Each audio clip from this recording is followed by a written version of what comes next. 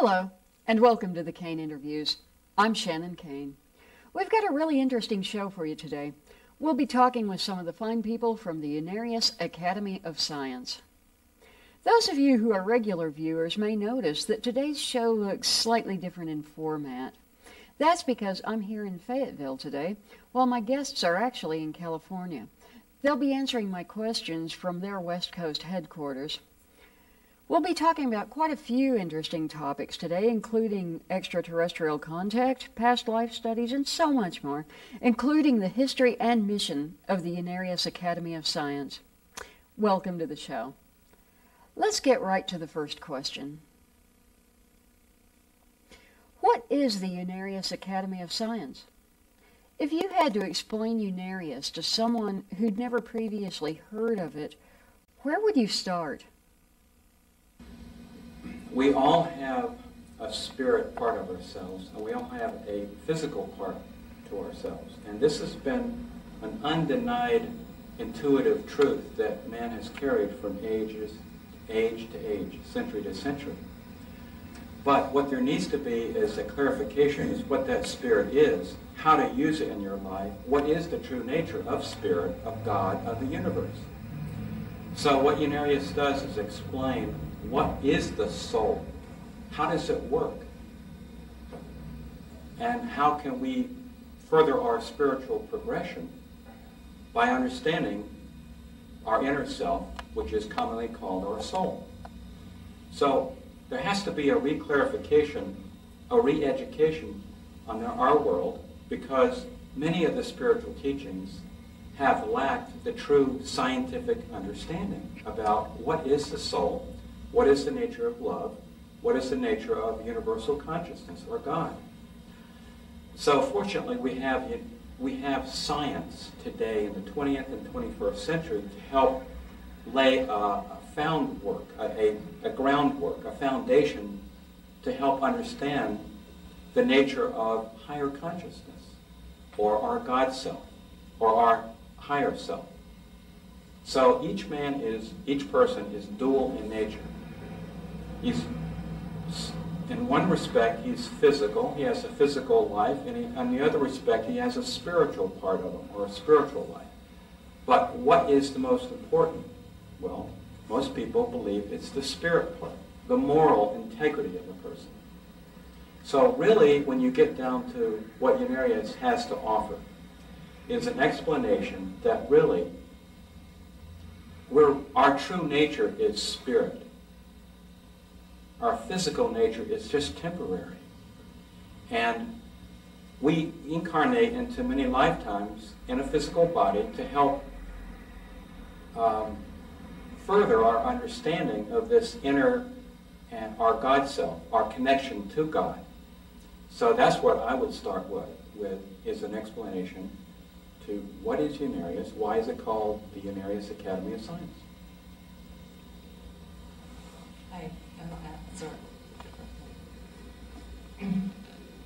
Unarius is a spiritual school, and what Unarius teaches is that we are responsible for our lives, that we've lived many lives, and what is happening in our present life is a continuity from these previous lives.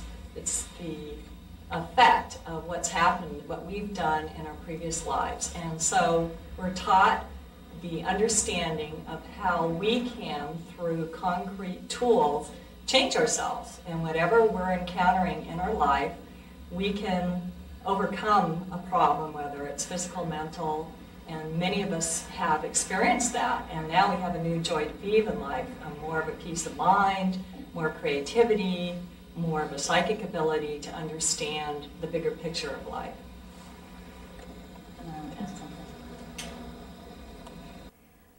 And on a real tangible level, Unarius is it's a spiritual school, as was mentioned, but it's also a nonprofit educational foundation.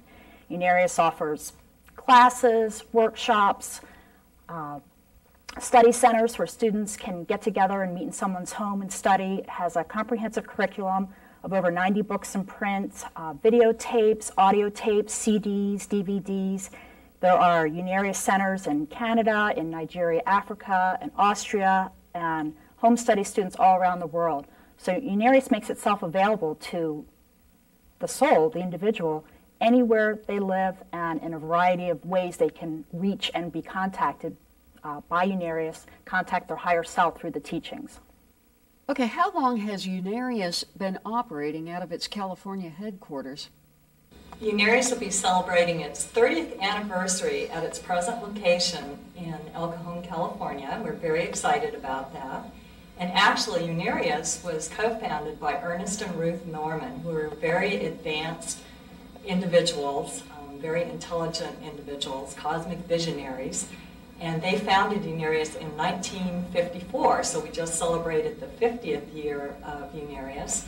And what they did is they pioneered this new science of life to give everyone an opportunity to live a better life on this planet and to learn to live in peace and harmony. With that, Unarius is always, the headquarters has always existed in California. Ernest and Ruth Norman met in the LA area, and they started in the Glendale area in California, and then they eventually migrated to Escondido, California, and then to here in El Cajon, California. So we've always been in California. Would you consider Unarius a religion? A beginning answer to that. Unarius has a lot to say about religion versus the spiritual understanding of that. No, Unarius is not a religion, and it is a science or a provable way of life. When one becomes familiar with the principles of life, or principles of Unarius, which is a higher way of living and with consciousness, then you can prove this science works. For example, if a person is having a problem in their life, whether it be financial or relationships or job-oriented, or maybe they have a tumor or whatever it is, they need to look at the cause. And the cause is stemming from a past life negative event or trauma. So when one is able to go back mentally to the past and uncover what really happened in the past, then they are able to put that disease, so to speak, or malady, what we call out of phase. It's a scientific principle. So rather than religion looking up to an idol or looking up to a deity, we look to the principles taught by the higher masters of the universe. The higher masters, the higher developed intellects who reside on higher spiritual planes or teaching centers, are always teaching mankind on a lower evolutionary level how to use these principles, or principles is the best way to explain this, about how you can live in tune with the infinite. So when a person learns the principles in his consciousness to live in tune with the infinite, instead of being out of tune with the infinite, which is what we call God, is the infinite intelligence or infinity, then he becomes a healthier person. He becomes a whole person. He starts identifying himself with this connection with this infinite intelligence, this infinite part of himself, instead of just the physical. So we don't look up to an entity or a deity and worship that person. So what we do is try to live life by principles. So if I were to live by positive thinking, I know that that positive expression to other people goes out as positive energy. And that energy comes back to me as a positive energy.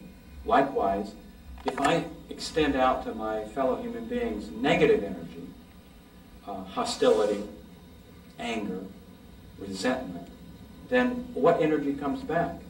What consciousness comes back to me? Well, as Jesus of Nazareth explained this 2,000 years ago, negative energy comes back, but it's regenerated. So we're taking our science of life out of a religious belief, faith system, into one that you can live by and you live in harmony with it. So everybody talks about living in harmony with the universe, living in peace and harmony with the universe, or our fellow human beings. But what needs to be done is to have a science, a provable science that demonstrates how this can be done. Everybody has talked about it for ages, for centuries. But as we can see, religion has been here for ages, but it hasn't brought our world to a harmonious living pattern, has it? War, dissension, assassination, all kinds of violence still exists. So we have to look to something else other than religion to help bring about the state of mind that most people are desirous of. And that, like I said, this is a scientific way of life. Is Unarius compatible with mainstream Judeo-Christian thought? I'll continue on our line of thinking. Yes, it is compatible if the person has an open mind and they're searching for a higher truth. Now, the Judeo-Christian faith or belief believes in a Christ consciousness. But what Unarius teaches is this Christ consciousness is not relegated to just one person that was known as Jesus. The Christ, or this Christ understanding, resides within everyone. But it needs to be developed. It needs to be fanned like a flame to make it brighter. In Jesus, he had the Christ self, or the Christ consciousness, developed to such a high degree that he could demonstrate what it would do for you. He used it to help heal people. He helped to bring about a peace and to understand how we can all live in harmony with each other instead of fighting each other and trying to overthrow each other. So it is compatible as long as the student or that person is seeking for a higher understanding of what he thinks is spirit, and he's open-minded. Then yes, we're very compatible. In fact, Ernest Norman, the founder of Unarius, the co-founder, has many, many chapters, textbooks that explain some of the quotes from the Beatitudes on the Mount that Jesus taught. They are re-explained in the proper terminology, in today's terminology. For example, one of the things that the Nazarene taught is that even the fall of a sparrow is noted. Well, to us, in our present day, New Age awareness, that means we're all connected together. But how are we connected? You see, this is what Unarius fills in that gap. It explains scientifically through the laws of energy how we're all connected. What is the Unarian concept of God, if there is one? God as a single entity or someone to look up to and worship is not a concept that Unarius teaches at all. God is something that's within each individual, and it's also what Unarius terms as infinite creative intelligence, which is made up of many, many advanced beings who have lived in a third dimensional existence, lived in fourth dimension, and many other dimensions beyond into infinity, and serve as a cohesive whole, providing the life force for all of us here on planet Earth and on many planets, as well as for all the living and non-living entities on our planets. God is a vast, comprehensive term, again known as infinite creative intelligence. In the Unarian text, God is everything. It is the pulse of creation. That means that wherever we look, in a stone, in a flower, in a tree, in the sky, into a molecule, we'll see the pulse of creation. That means everything is a part of God that's pulsing, breathing with this infinite intelligence. Now, we here on our world are just in our beginning stages of our evolution. It's going to take a soulic evolution to really comprehend that term, God. But it's something that we look forward to in our future evolution. To me, I have a love of science. So when I can see that God is a part of every atom, every human being, every animal, every planet, every galaxy. To me, that's so exciting. You know, I never had that kind of teaching in universities, but that's what God is. It's everything. We're a part of it. But really, in Unarius, really, there is one word that can describe really what God is. It's energy.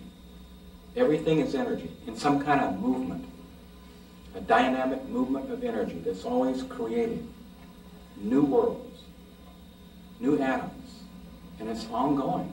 It's always, like I said, moving forward. So that's how I would describe God. Let's go back to Unarian history. Who were Ernest and Ruth Norman? Ernest and Ruth Norman were the co-founders of Unarius, and they met and started a mission in 1954. They were both inwardly aware that they had a great mission to accomplish together. And soon after they met, Ernest Norman, who was a very advanced clairvoyant, began channeling or receiving information through his higher self that was unlike anything that had come through in any of the texts that we have in our modern science, and that it carried science into a fourth dimensional understanding or an interdimensional understanding of energy. And it was also brought down to a practical application of how an individual could take this abstract science and apply it in his or her own life in order to help oneself progress forward in their soulic evolution. And Ruth Norman was what we call his polarity, worked very closely with him in helping to prepare the text to be printed, because all the books of Unarius are self-published. We have over 90 texts. And then when Ernest Norman finished his part of the mission, he brought through the first 20 textbooks of Unarius.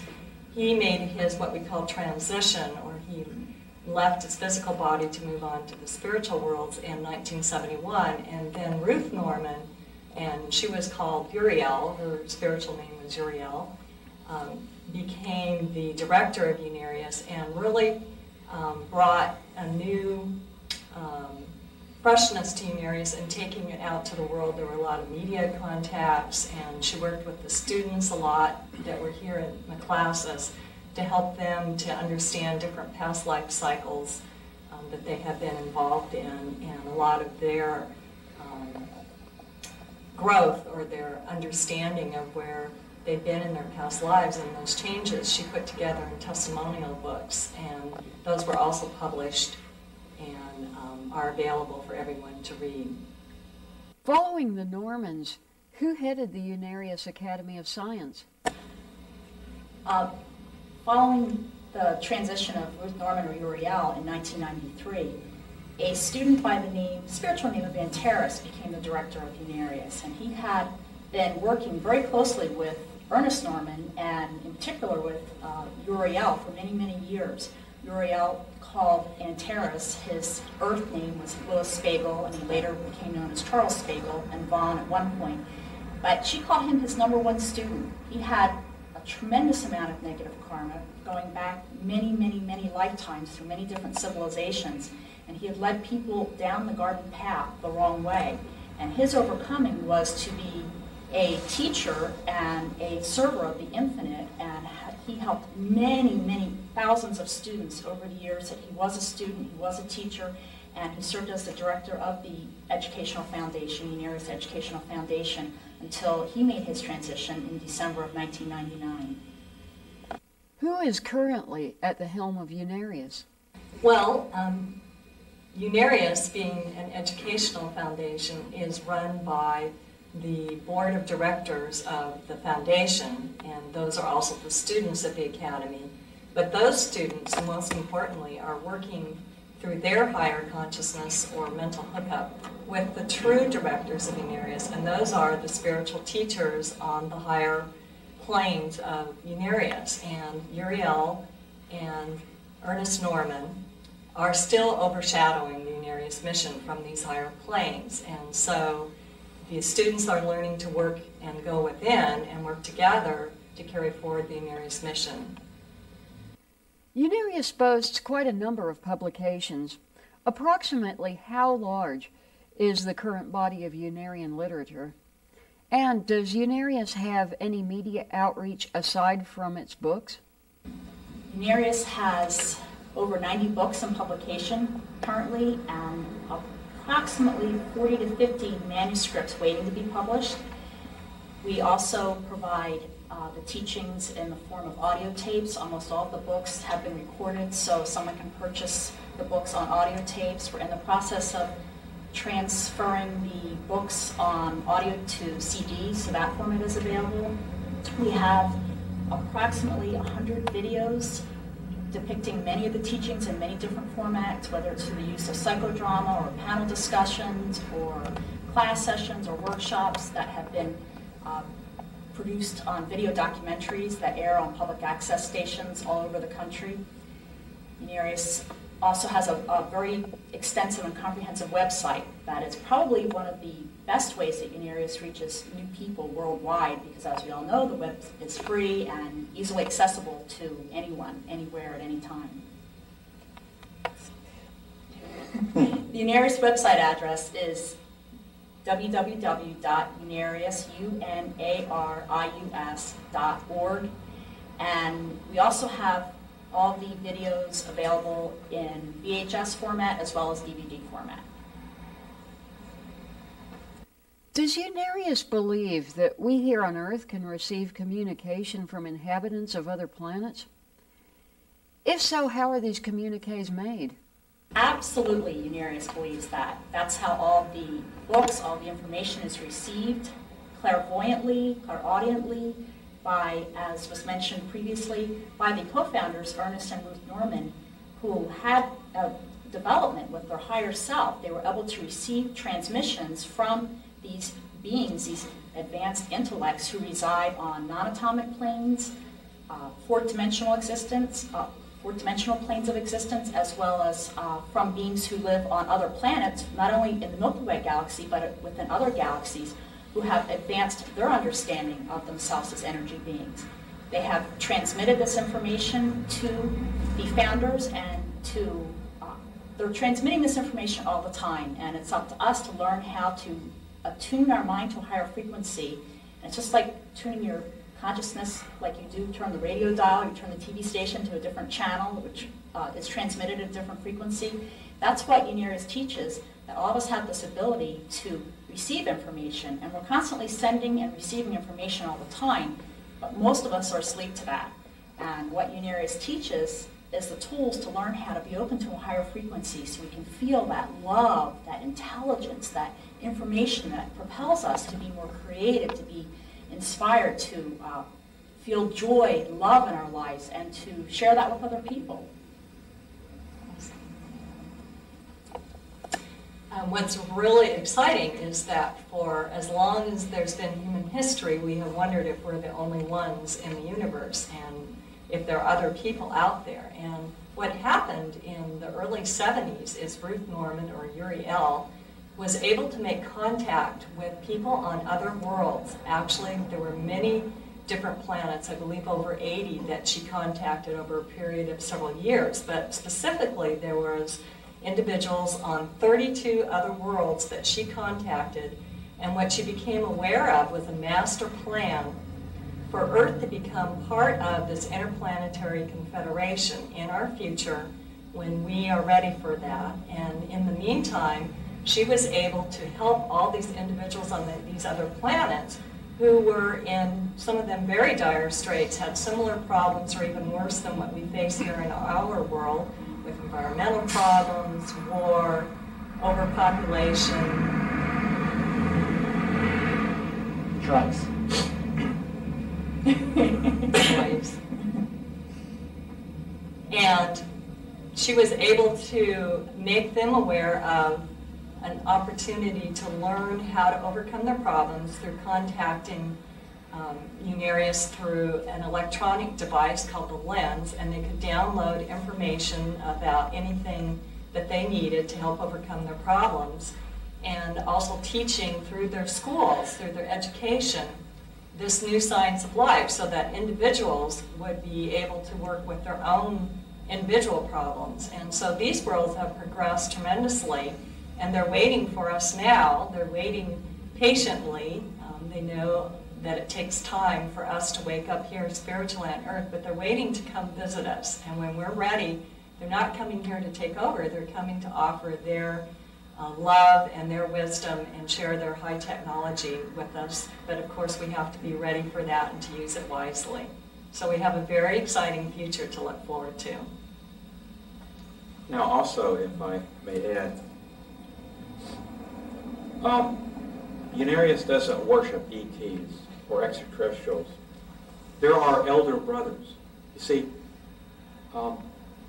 the way that we live in our universe is we're all in a family of planets.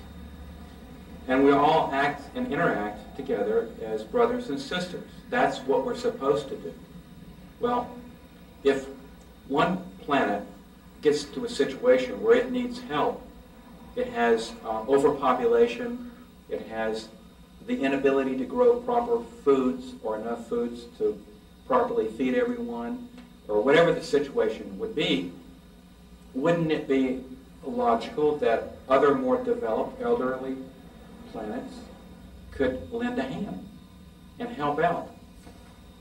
Not do the work for you, but help out and lend a hand spiritually, like was said, with love in their heart.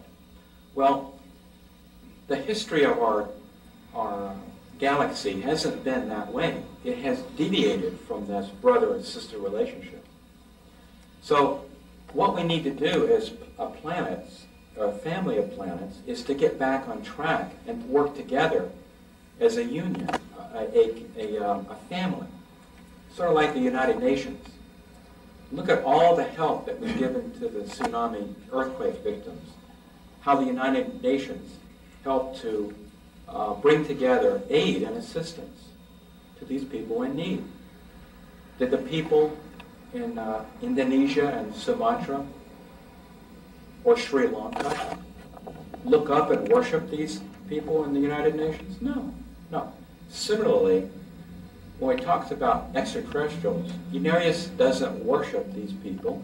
They just know that there are elder brothers. And yes, they've come here in UFOs, and they've assisted us telepathically and intuition, or through intuition.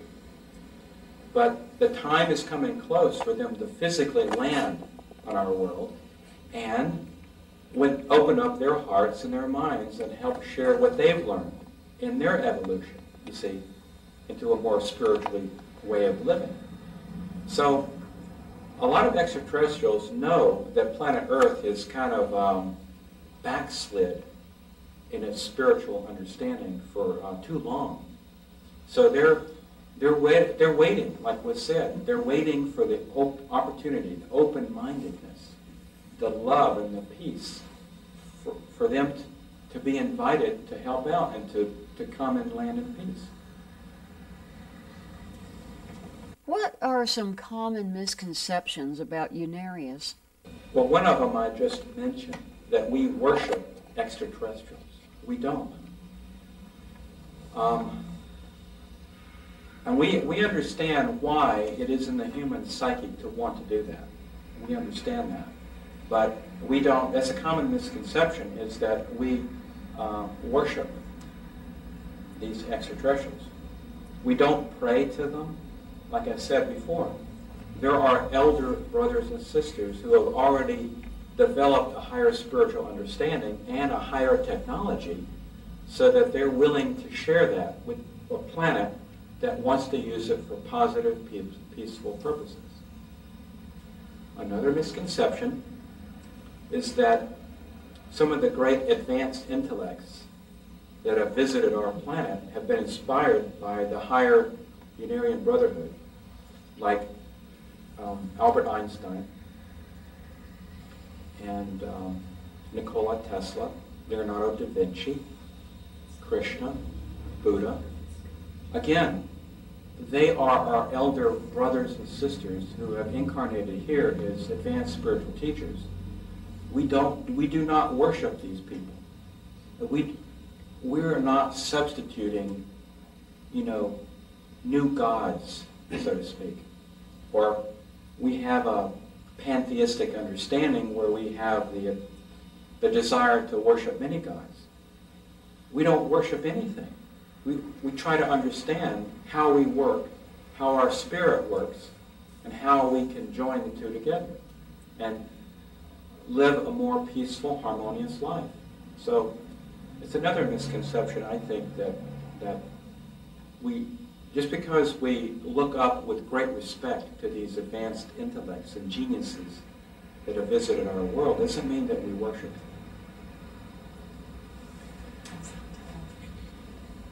Well, I don't think it's as prevalent as it used to be, because I think Unarius has become more known, particularly in California, and people have become more open to new ideas in this new age. But some people have thought that Unarius is a cult, and we have some strange beliefs, and we follow one leader. And at one point, the media even was comparing us to the Heaven's Gate situation. And that is the exact opposite of what Unarius teaches, because what Unarius teaches is that you must learn to become inner-directed, that each person has a higher and lower self, and that you need to develop that hookup with your own higher self and to follow your own inner direction to get your own answers, and not to look outside yourself to another leader. So particularly now that we don't have one director in the physical dimension here, all of us that are students of the Academy are really learning this lesson and how to learn to find our own answers. And yes, sometimes you may not make the wisest decisions, but that's part of the learning process. There are no mistakes. That's how we learn, is through our life experiences, and they're very important to all of us. Name some viewpoints that you feel are unique to Unarius as opposed to other philosophical systems. Well, go ahead. I don't know that this is a philosophy, but it's an evolving healing modality, and that is past life therapy. What most people understand, a way to find or discover your past lives, is through regression or through hypnosis. What Unarius teaches in past life therapy, Unarius has been a pioneer of this particular way of discovering your past lives, is it's very provable.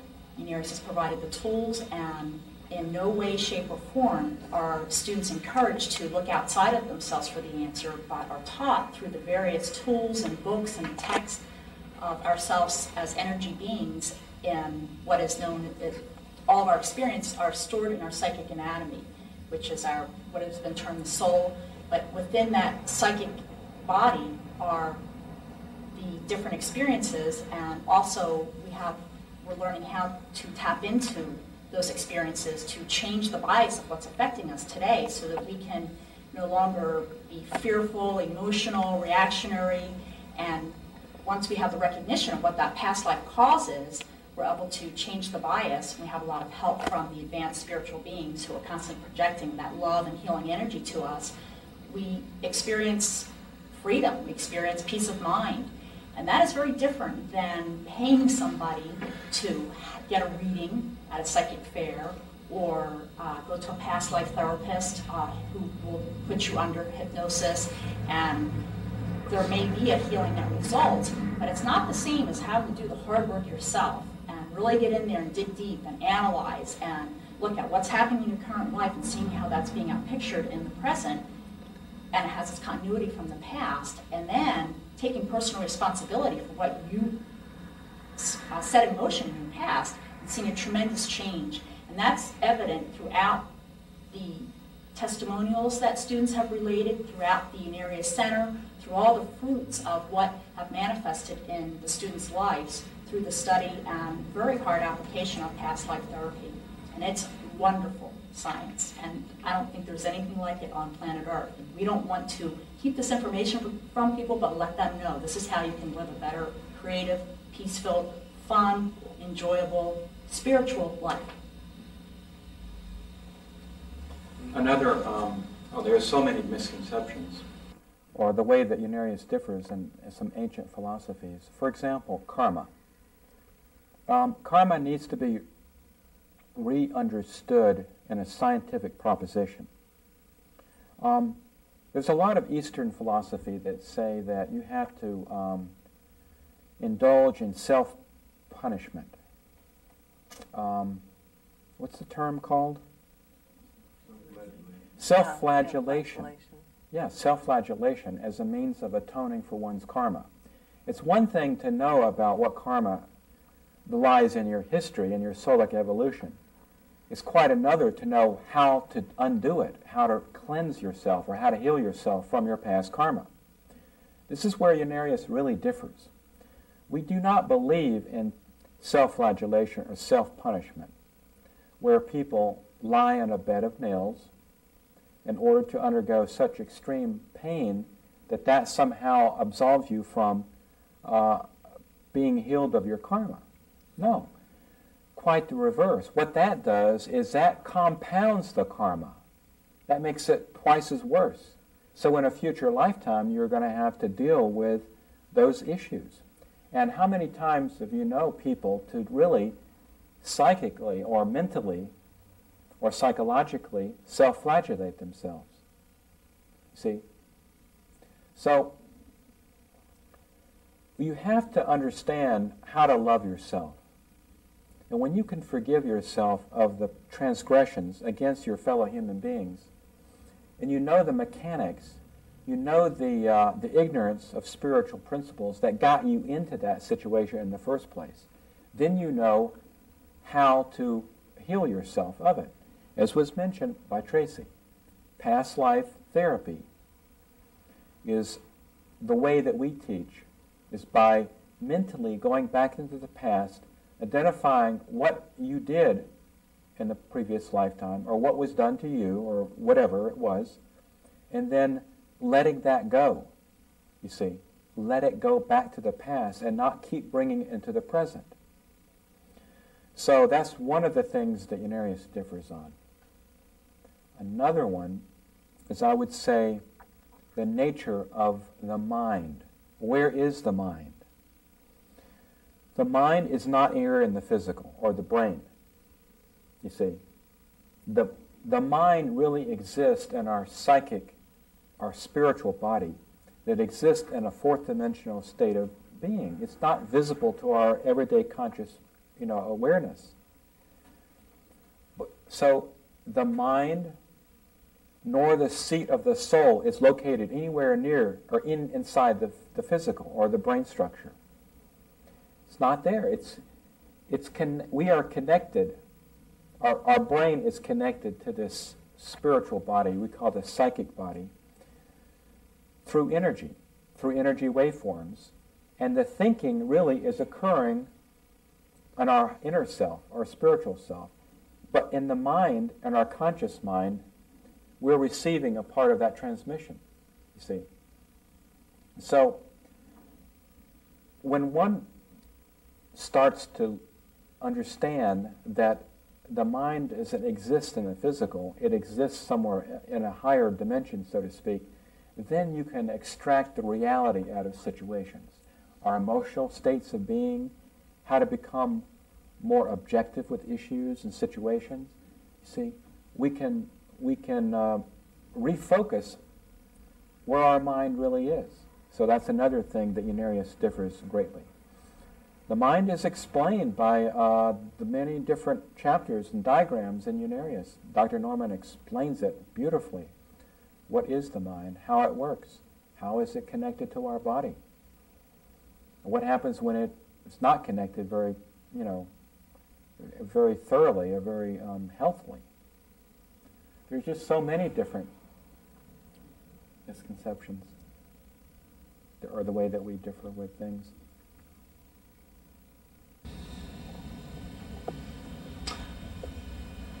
If I may add one more little thing. A lot of people believe that, not necessarily in another philosophy, so to speak, but that we're alone in the universe. There's no other human beings that exist in other planets. Well, Unarius differs greatly. As has already been mentioned, Unarius has plenty of information about the existence of other human beings on other planets. That we are not alone. That there are other planets who are evolving as we are, who are struggling and trying to overcome problems to have a more positive world or a positive consciousness. See? So we're not alone in the world, and one of the purposes of being visited by spaceships, sometimes called UFOs, is to prove that. But it takes a reversal of so many ages where we've lived with this disbelief or this unknowing, this lack of clear awareness of how are we functioning in the universe? Are we alone? How can a spaceship that is so distant come to our space, our world, and visit? So, again, we're not alone in the universe, and there's so much intelligent life out there that really we're here on this world, we're in first grade. How can Unarius contribute to a person's spiritual enhancement?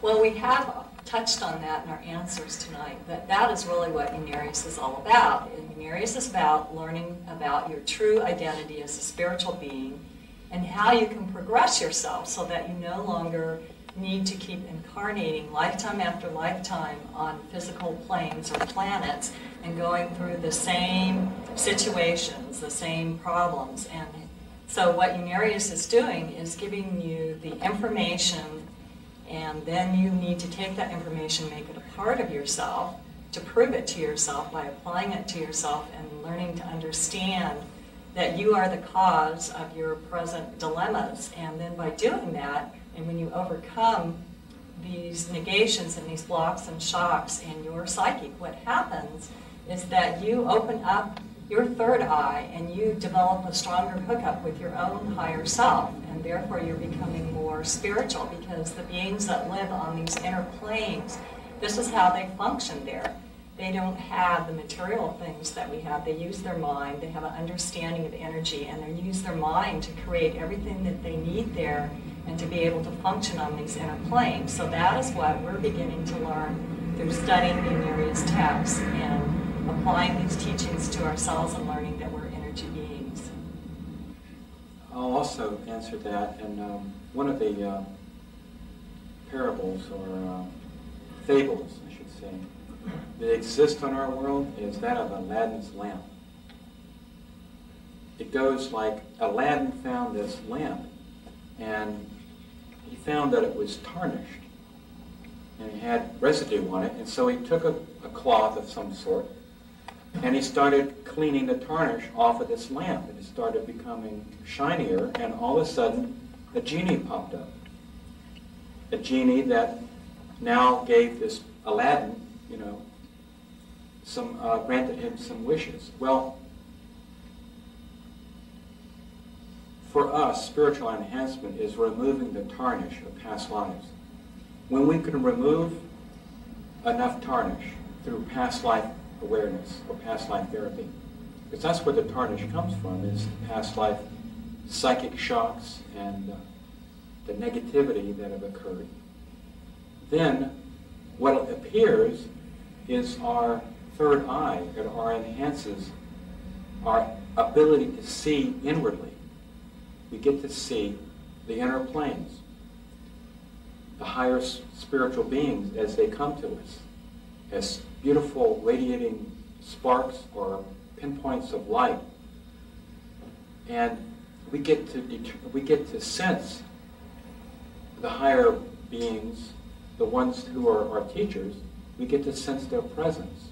We get to begin to feel that we're moving in harmony with the universe. Like I said, with this pulse of creation, you see. So, removing the tarnish from the lamp, so to speak, reveals how we all have this spark within us. Every one of us has this creative spark within us, that flame that is connected right to the heart of God, or infinity. And when we can remove the tarnish in our own awareness, we get to see that light, that spark within every individual, if we choose to look for it. And when we can identify how each person is connected, it has this interconnection to their psychic, spiritual self, to this God self, to this infinite creative intelligence, then our own light is enhanced. Our own spiritual awareness is enhanced. This is how the future is going to be. This is why the New Age is here, to live this way. One of the aspects about spiritual enhancement that both Celeste and David mentioned is the pulse of creation and what we can expect in our future. Not only do we have this opportunity to learn about our past and free ourselves, but we have the opportunity to learn where we are going to go in our future as we progress on this evolutionary pathway. And the Pulse of Creation is actually a series of books, 7 books, 5 books, with 7 different planes of Unarius that are described in great detail. Swedenborg described this in his book a couple centuries ago.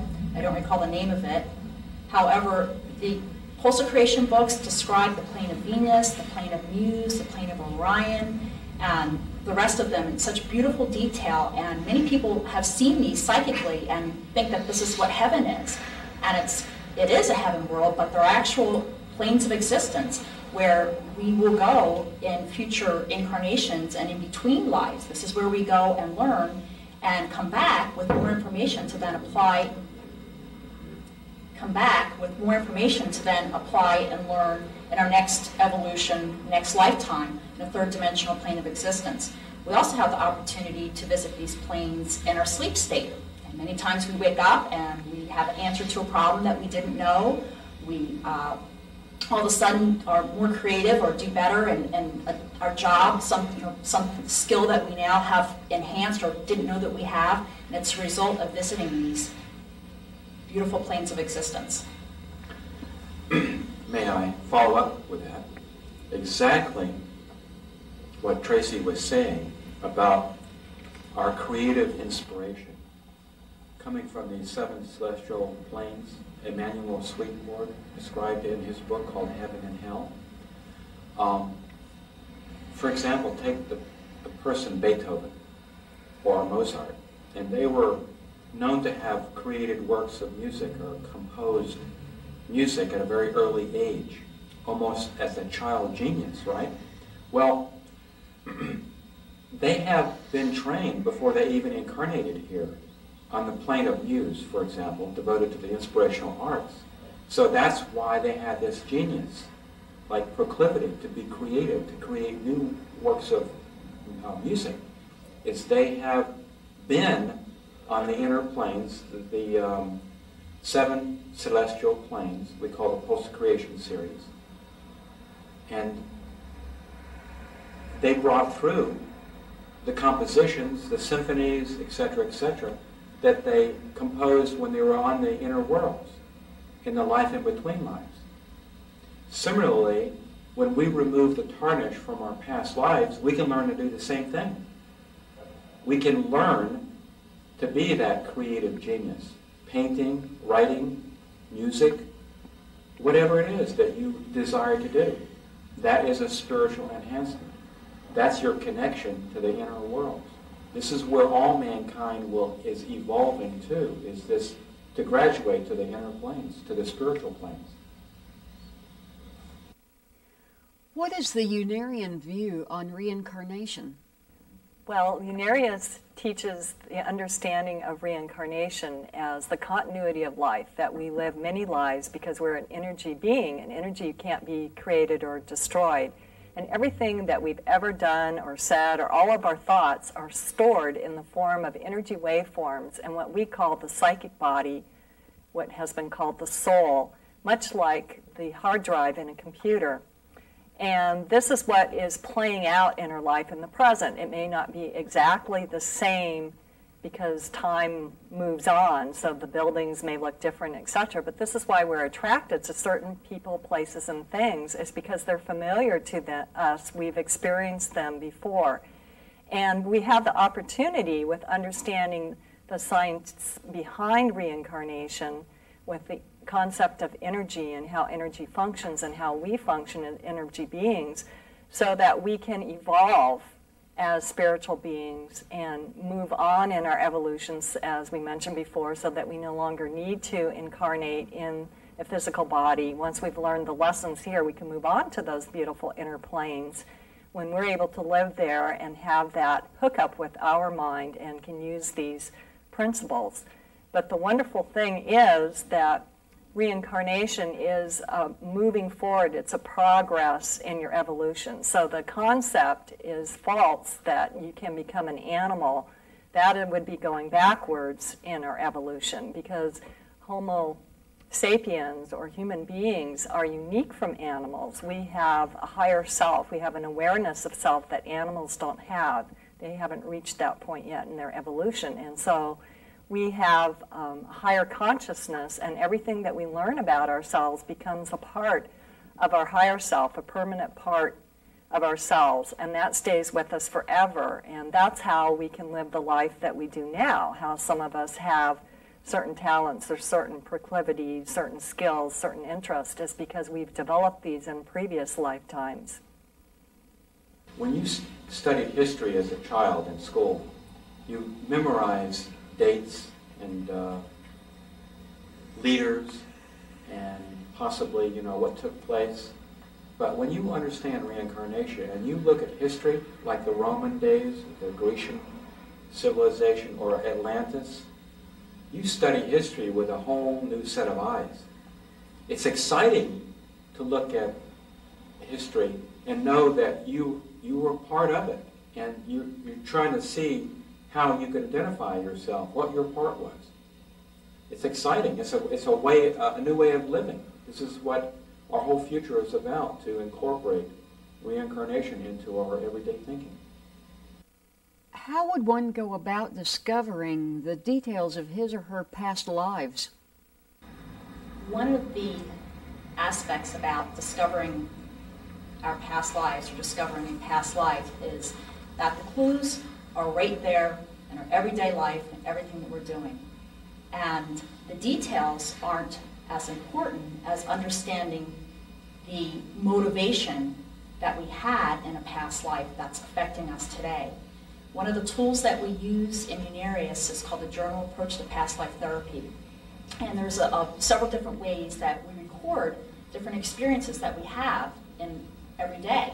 Experiences with work, or with relationships, or to places, or one example may be a feeling of deja vu, which everyone has had, where they go someplace for the first time and they know that they've seen this before, they've felt it. Well, those are the things that we record in our journal and help us to objectify, to get it out on paper. And through that journaling process, when we're truly being honest and getting the ugly stuff out there, the details of a past life quite often just drop into consciousness. Or we may write in our journal and then go to sleep and have a dream that wakes us up in the middle of the night, or we wake up the next morning and we know that that dream was so real and all the details were in there of that past life experience. So there's a variety of ways, and it's not so important to recognize I was a famous person in the past, or I did this, this, and this, and this in my past, and outline all these details as how's it affecting me today, and it's played out every day. Work is a wonderful example of how we may work with somebody who we can't stand, or they just rub us the wrong way, and we have to make a living, we have to go to work every day, and we're faced with that person from our past, or that situation from the past. Well, there's the details right there. There's no doubt that the reason why we're in that work environment is because we have some unresolved karma with these people, with this place, with this work environment. And many thousands of students have written testimonials and had healings where once they recognize the past life cause for their emotional reaction, that work situation, either the person they were reacting to left once they saw what the relationship was, or they found another job, a better job, and left, or they changed their attitude and everyone around them, all of a sudden they're happy, nice people and they get along with them. So it's right there. It's on our face. It's on our surface life all the time. The details of what our past life was is right here today. Awesome. Go ahead. one of the key things is to be aware of your thoughts and particularly your emotions, because the strong emotions of anger and jealousy and resentment and guilt that you have now, those are the same emotions you had in previous lifetimes. So those are really a key to become aware of.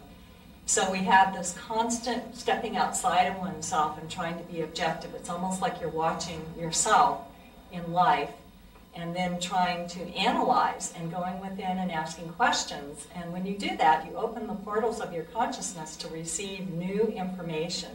And one of the key factors of that is to accept responsibility for your emotions, rather than getting really frustrated and saying, oh, well, that person over there made me so angry. You say, well, why am I angry? I chose to react this way. And that's the first key. And once you're able to begin doing that, then you'll be able to unlock the past life scenario or the old limited belief concept that you had that is creating your dilemma now. And it's really fantastic. I know I've had many different awarenesses in my work because I work with a lot of different people. And one of the things that I recognized is when I first started working in my present position, I felt like I wasn't really respected, even though I was supervising other people, and that I wasn't being given all the responsibility that should have been in my job description. And I was beginning to feel really insecure about my abilities in my job. And what I recognized was from a previous lifetime that that had been a position that I didn't earn, that I got it because of a family connection. And once I accepted that that's what was regenerating in the present, well, the energy changed, and my supervisor, I was able to go talk to him, which was the block before. I wasn't able to go in and say that, hey, I can do more, give me more responsibility. And once I did that, I was able to get additional duties and responsibilities and feel that I was really contributing there in the workplace. And it was no longer that I was just on the easy ride because I had connections with my family. As a follow-up, sometimes there is a movie that's made and you'll be prompted or inspired to watch a certain movie, and lo and behold, you will see a movie that depicts one of your past lives. And you will see a lot more detail sometimes. That's one way more detail can be provided for you. For example, look at the life of Napoleon. There's many different movies that have been made about Napoleon Bonaparte, but how many students of past life therapy have recognized they were a part of the Napoleonic time period in France? Quite a lot, because they have intense reactions to Napoleon that they're carried over to the present. Well, that would be an example of sometimes viewing a movie that provides a great deal of detail. Another one is certain historical figures, certain documentaries on the pharaohs of Egypt, for example. That's another example where you can glean a lot more detail about a past life. If you were under that pharaoh, for example, maybe you were one of the pharaoh's artists, and after you did your artwork, you had to be buried with it. What a frustrating thing that would be. Or you were condemned in some way because there was a regime change. There was a new pharaoh that took out all the other people and buried them in a tomb under the pyramid or whatever. And the new regime came in and took over. So those are examples about how we can glean more detail about some of our past lives. I can drink water too. How was Napoleon? No famous people.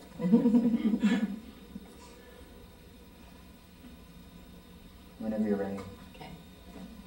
One of the things is that world events or events in the news are a big clue to past lives, and a lot of us on this planet share a past life history on this planet and on other planets. We're actually very old souls. We've lived many, many thousands of lifetimes. Most of the people on this planet lived at the time of ancient Atlantis. Atlantis was real. It was a continent in the Atlantic Ocean, a large continent. And it was very advanced technologically and spiritually. And then what happened, it started descending and war broke out and there was a great destruction. And that destruction was so cataclysmic that the whole continent sunk. Well, what happened? Many, many millions of people lost their lives and they drowned.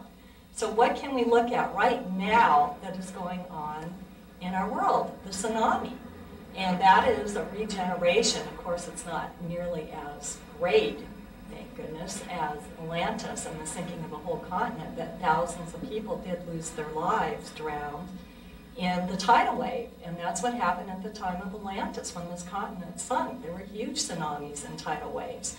So when people think about what happened in the tsunami, if they have fear, this is an indication for them to go deeper and to ask, well, where does that fear come from? Unless I myself have been in some type of similar experience, why would I have this fear? And it wouldn't even have to go back to ancient Atlantis. Many people over their different lives have been around water. Boats have been a form of transportation for many centuries. Maybe they went down in a sailing vessel and drowned, or they fell over the side of a boat and drowned. So this is in our psychic, and how it comes up is in the emotions. And again, those are the key, to be aware of your emotions, because that's the first step in unlocking your past lives.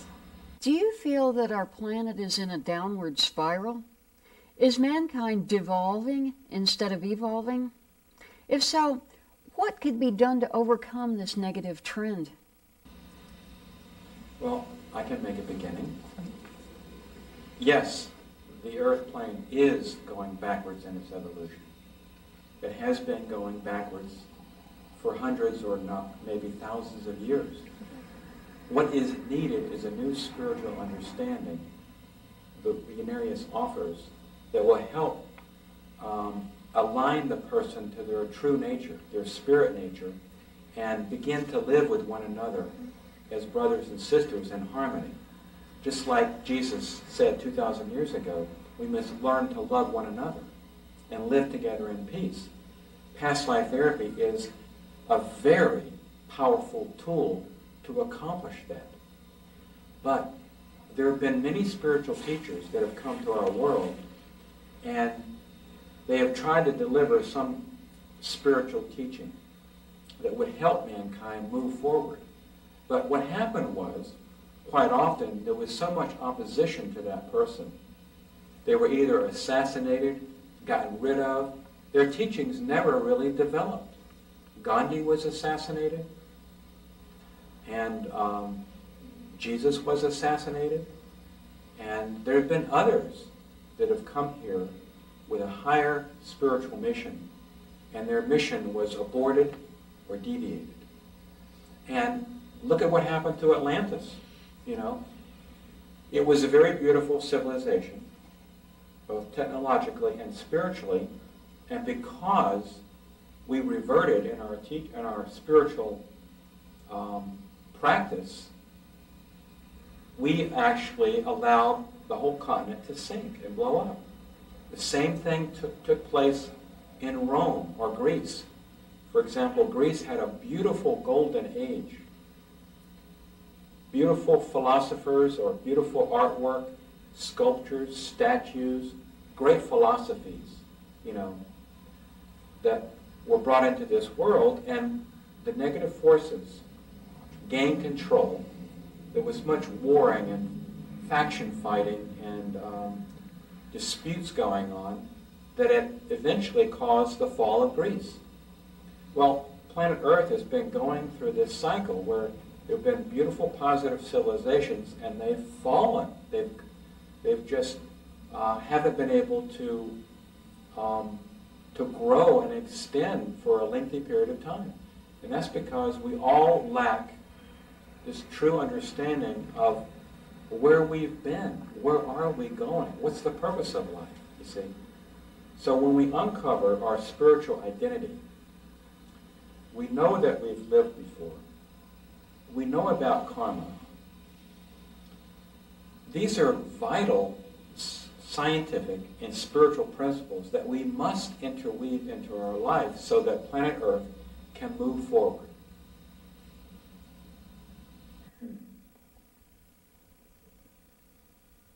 Even though the situation on planet Earth may look pretty drastic right now with the war on terrorism, with the tsunami, with September 11th, we most definitely have a positive future. And one of the most exciting aspects about Unarius is this is something that the co-founders, in particular Uriel, stressed emphatically, that the future of planet Earth is positive, it's progressive, and they laid down the foundation for us to glean and learn these spiritual truths, to look at what's happening in the present and realize that there's a continuity from the past.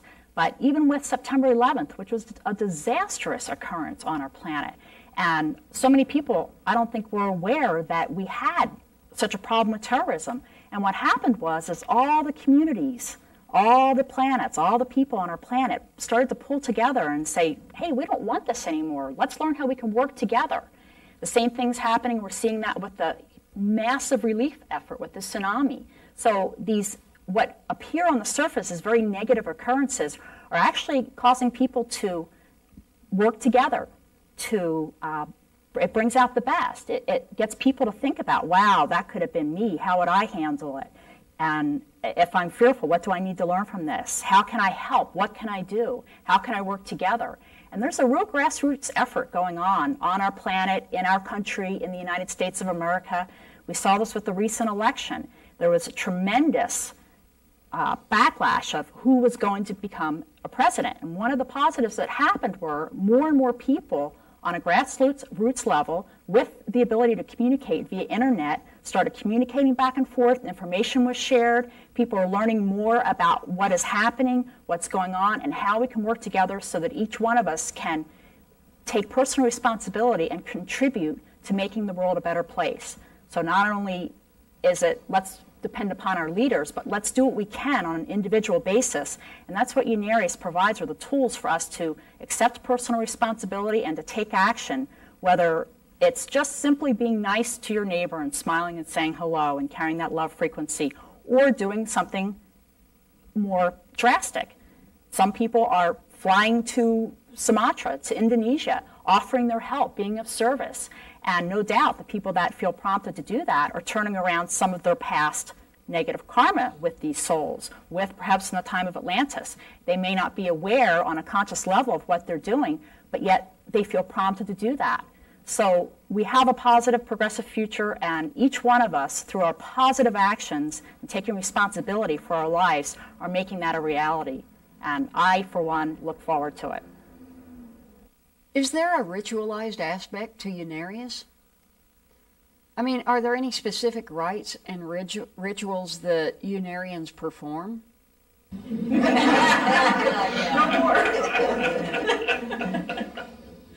Well, I can begin with that. There are no rituals in Unarius. What we do is analyze the thoughts that are coursing through our mind and identify where they come from. Do they come from the lower part of ourselves, the lower self? Some people call the devil. Or do they come from our higher self, the Christ consciousness, the super consciousness? Well, when we can identify the negative attitudes that course through our stream of consciousness and know what to do with the negativity, the jealousy, the anger, the emotionalisms, when we know what to do with that, we use introspection. We write in our journal to objectify where these thoughts may be coming. So when you take more cognizance, more responsibility for the thoughts that you're thinking, then you are becoming in tune with your infinite self, your spirit nature. So, no, there are no rituals. It's just a self-analysis, you know. We analyze ourselves, and we analyze how, if we've got off the beam of light, so to speak, off the beam of truth, we know how to get back on the beam of truth. So it's an inner introspection. Every one of us, I believe, makes a habit of writing in their journal about what took place over the day. How did I react to this situation? How did I react to this person? And when you can write and objectify and learn, then you can begin to take responsibility for your own thoughts and actions. Because if you don't, then those lower emotional states of consciousness, they become manifest as action, you see. So every person in the Unarius is diligent about studying. You know, the Unarius textbooks are very, very unique because they tune you right into the inner consciousness, the inner planes, to these beautiful spiritual teachings. And that's something that we do as a habit, you know, as a discipline. It's not a ritual. It's just something that we all learn to do because it's so beneficial to tune right into the higher teaching centers, the higher celestial teaching centers, through studying the text. So those are a couple of examples that we all use tools in our everyday lives. Definitely do not call them rituals.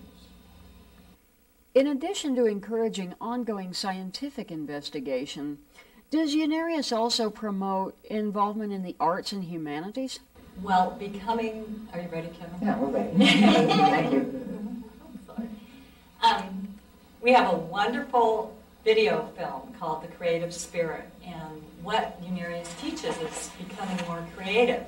So yes, most definitely Unarius is involved in the arts and humanities, and if you step inside the Unarius Center, it's a beautiful center. It's a garden-like setting, and there's beautiful artwork inspired from the higher planes. There's flowers, there's greenery, there's sculpture, and these are all expressions of the students who have developed more of their creative spark that we all have within us. And so most definitely Unarius is teaching one how to develop the creative spirit or the creative self. We paint. And it's not limited. I mean, of course, there's music and there's writing, but again, creativity doesn't have to be just what we think of as the fine arts. Each person has an innate creative ability, and when you make the hookup again with your higher self, then you manifest that creativity in your everyday life, whether you're sewing something, you're trying to resolve a situation or a problem at work, you're using your creative ability. So this is a natural thing to be creative. And to be uncreative is unnatural.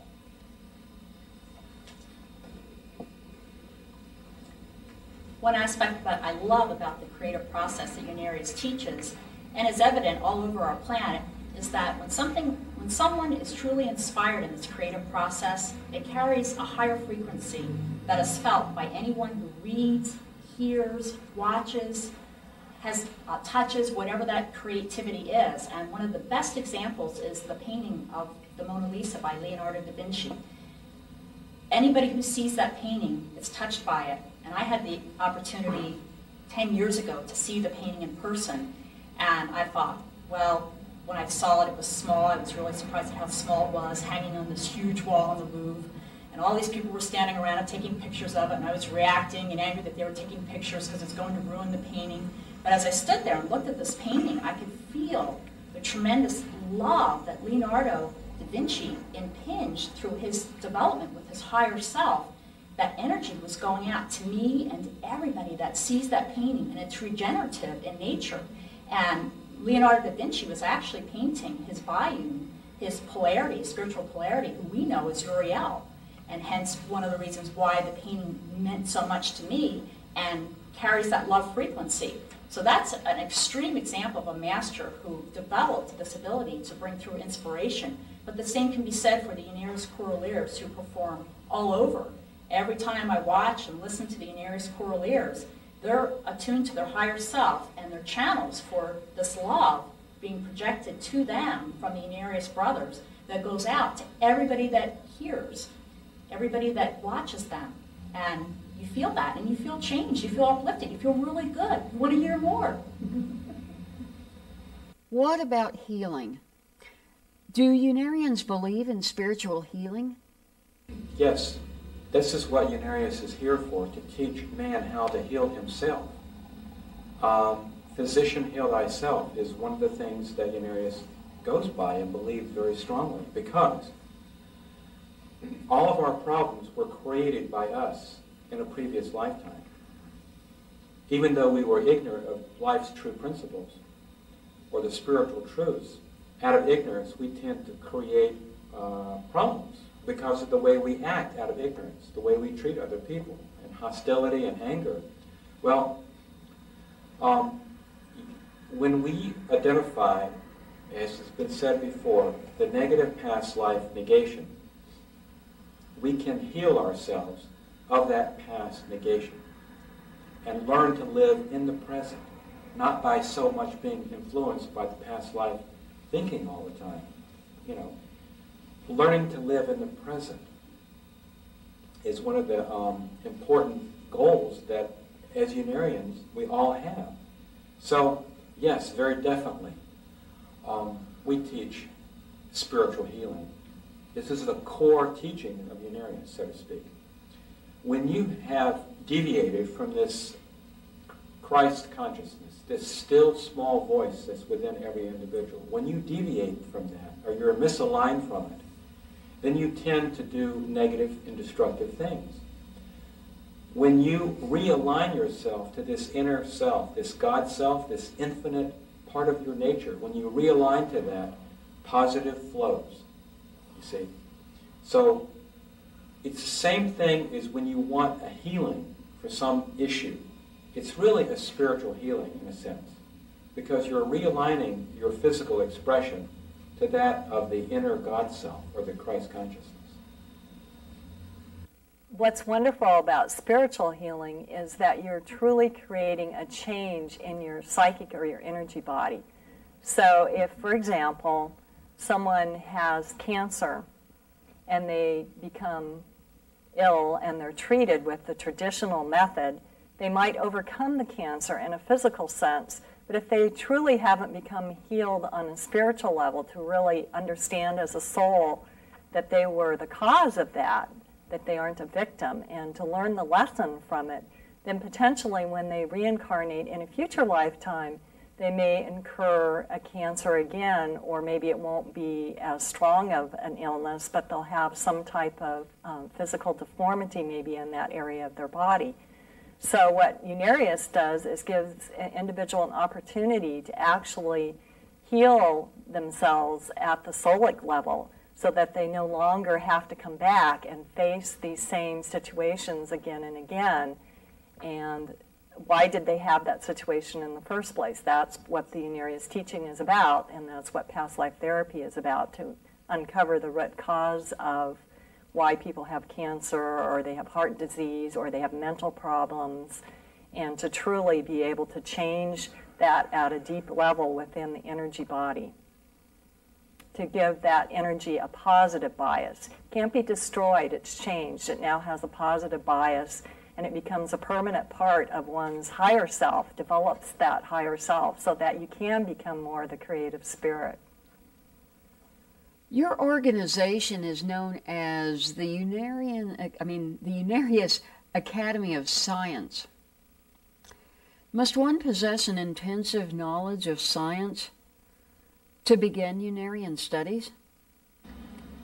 Absolutely not, but it certainly is helpful if, upon becoming a student, you begin to quest more and learn about science. And many of the texts, in particular the texts brought through and authored by Ernest Norman, he describes third-dimensional science, he gives many examples, and then explains how that science works from a fourth-dimensional perspective within ourselves and our energy body. And over the years, as someone studies, it's a natural progression to want to learn more of how you function as an energy being. You'll want to learn about science, and you'll get that teaching when you study and in between, in sleep state, as well as in a variety of different ways. So it's a natural process, but there's by no means do you need to come into Unarius with a science background. If a complete stranger were to walk into Unarius headquarters, what might he or she find happening there? What kinds of activities are held at Unarius headquarters? Well, Unarius is, as we mentioned, a learning center. So there are classes that are offered here, there are workshops that are offered here, there are special events that we hold. It's open to the public 6 days a week for visitors to drop in. There's all the text available for people to browse through, introductory literature. As we mentioned before, the center itself is beautiful. It's an art gallery in and of itself. It's in many sculptures and paintings, and also there are futuristic artifacts here, a power tower depicting how we'll have energy in the future, a model city of the future, all for people to learn from. Also, the appearance of the center, when one comes into the front door of the headquarters here in El Cajon, California, they will witness like a Grecian garden. The statuaries and Grecian columns that are a part of the design of the center. The Grecian way of life, or the Grecian architecture, was inspired by the higher celestial worlds. And so it helps tune you into the higher worlds, the higher celestial teaching centers. A lot of people when they walk into the center feel an upliftment in their consciousness and feel more of a sense of peace. So it's a wonderful place to come and sit and make that inner attunement to have that sense of inner peace. Also, the appearance of the center, when one comes into the front door of the headquarters here in El Cajon, California, they will witness like a Grecian garden. The statuaries and Grecian columns that are a part of the design of the center. The Grecian way of life, or the Grecian architecture, was inspired by the higher celestial worlds. And so it helps tune you into the higher worlds, the higher celestial teaching centers. A lot of people when they walk into the center feel an upliftment in their consciousness and feel more of a sense of peace. So it's a wonderful place to come and sit and make that inner attunement to have that sense of inner peace. Must one reside in California to engage in Unarian studies? No, not at all. In fact, most people who study Unarius are what we call home study students, and they live all over the world. It's always been like that since Unarius was founded 50 years ago. And what happens is that the individuals purchase the text, or they can also listen to them on audio tape, or they can purchase the video films and study this at home. And the most important thing is that they're really learning at a different level, because as we mentioned, the inner classroom is where people really learn. So in their sleep state, they're going to these inner classrooms, and the true teachers are the higher advanced spiritual beings that live in these higher planes of Unarius, and they're working with the students in these classrooms. So that's the wonderful thing, that you don't have to go to a center physically to learn. No matter where you are, you can become a student of Unarius. Now, if someone were interested in studying Unarius, how would they get started? Well, if they're in California or in the proximity of the Unarius Academy of Science, we would certainly encourage them to stop by and visit, browse through the books. If they're not able to come by the Unarius Center, they can begin by corresponding via email. They can phone the center. We will send them a packet of literature that will provide an overview of many of the texts that are available, and actually everything that's available. And they can purchase one item or nothing and just wait. They can also, because Unarius airs on so many public access stations, if it airs in the area where they live, they can begin by watching the public access shows, the video documentaries that have been produced. So there's many different ways for a soul to begin their study, and as has been mentioned, it's a self-taught science, so it's really up to the individual, and we here, the students at Unarius, provide the support in whatever way that we can for them. Mention the website. And also, Yeah, go ahead. That's what it's about. Tell people. Right. and also, again, the Unarius website, which is so comprehensive, they can contact the contact us through email, visit the website at unarius.org, unarius.org, and browse through the bookstore, browse through the different testimonials. There's also a Spanish section of the website. We have begun translating many of the books and teachings in Spanish. So really, it's available to many, many students in a variety of ways. There are some centers in other locations. There's a center in the Toronto area in Canada, in Nigeria. There's a study center in Austria. There's a study center in the Los Angeles area. And if students are interested, they can form a study center in their area too, and we can help them to get that started. What about the phone number and the address? People do the web And now. also they can get a public access station starting in their own area. We mentioned that before. No, but you said that they have them, but if they want to get one started where they're I think I said that earlier. Yeah. I did. That's Okay. it. That's it? That's it.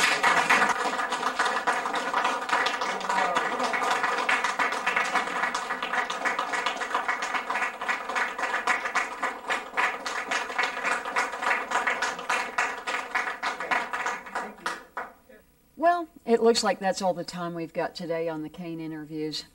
My sincere thanks to the people of the Unarius Academy of Science for appearing on today's broadcast. For the Caine interviews, I'm Shannon Caine. Thanks for watching.